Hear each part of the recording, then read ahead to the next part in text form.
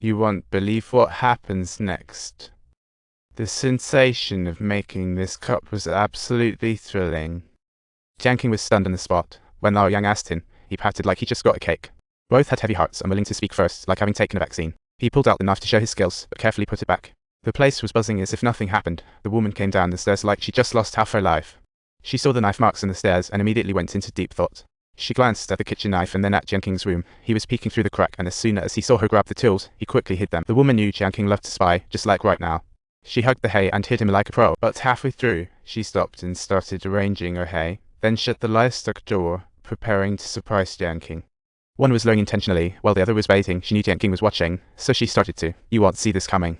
Jiang Qing's mind went blank as the sight of her bruises made him see red. Even as she turned her gaze, it didn't. When they met, the woman was in the midst of a full female revolution, while Jiang Qing was too scared to speak, but she kept getting with a look of perfect innocence. I'd say she's a real gem. Jiang Qing, let me tell you something. The old man is sick, and once he's physically unable to carry on, he just relentlessly tortures me. It's really unbearable. I've truly had it. Seriously. The woman was crying like a fire alarm, leaving Jiang Qing completely confused. He had to bring in a horse for backup. She jogged to catch up, and with Lao Yang gone, she let loose a real free spirit from heaven. Up bright and early, dyeing cloth in a hurry, I was sleeping like a log until I naughtily grabbed a bowl of pig's blood. Suddenly blew the whistle on the facade. Jiang Qing heard a racket every day. When could he get a good night's sleep? Hey, the old guy, what are you afraid of? Yet today you're silent. The woman mutters she feels like wood. Jiang Qing stopped swallowing. She peeked downstairs, seeing Jiang Qing loitering at the stairway. He finally woke up, she thought. She was meticulously arranging herself, but upon turning around, the stairway was void of anything talk about drama. The room was as silent as a grave. The woman approached Jiang Qing's door, leaned against it to get in, but lo and behold, it was locked. Jiang Qing wasn't just ignoring her, he boldly turned off the light. Talk about lonely hearts. After last night's awkwardness, they both knew what was on each other's minds but didn't know how to voice it. The woman felt all pent up and licked her chopsticks, and suddenly her thoughts took off. She stepped closer, and Jiang Qing was flustered. Once they touched, she boldly embraced him. Finally, when the last barrier broke, the story flew like a cheat code. The spinning wheel turned, and that red-dyed cloth took a dive back into the dye vat. 3 months later, the old doctor gained insights, starting Lao Yang's gratitude cycle, then bidding farewell to the old fae. As Jiang Qing approached the window, the woman zoomed in with news. Jiang Qing, you really hit the jackpot. Look, the old guy's gone, but he still thought it would be smooth sailing. 10 months flew by in the blink of an eye. The little prince made his grand entrance, and Jiang Qing was over the moon. Lao Yang was shouting upstairs. His once clumsy legs had become quick as a flash, and Lao Yang went to see the clan leader.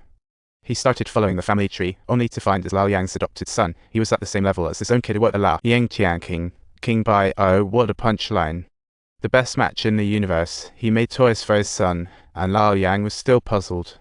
After some exchanges, he kissed Lu goodbye and excitedly dashed upstairs, only to show a comical expression at the sight of his little son. The adorable little guy had already been snuggled by the woman, genuine skin contact before he could even reach out. Almost a year had passed, and Jiang Qing's fondness for his son had only deepened. The woman was deeply touched too. No blame. Look like you. After playful antics, they lay chatting, suddenly recalling the drama. They had quite the tales. Lao Yang didn't come home all night, so he went out to find him, only to discover had lost himself in the grass. Jiang Qing was hopeful, thinking the old man wouldn't wake up, but those 2 shots of strong liquor from the Mongolian doctor seemed to wake him up. He won't kick the bucket, but he's definitely not moving around anymore. The real question was whether the old guy was handicapped or what a character. The two smiled at each other, future bright, everything hopeful. In new clothes, they looked festive. They shared a drink of celebratory wine, beaming with happiness. After all the struggles, the happy ending had finally arrived. Lao Yang lay in bed, hearing downstairs racket. Once, in a fit of rage, he ran and fell, ending up half paralyzed. Gradually, thoughts began to form in his mind, prompting him to take up his gear and search for the old coot, who had unfortunately fainted away in the grass. He had to carry the old man home, but when they reached the hilltop, he stopped and said, "Don't think about your fate." Jiang Qing clung to hope, thinking the old man wouldn't wake, but the Mongolian doctor's liquor gradually sobered him.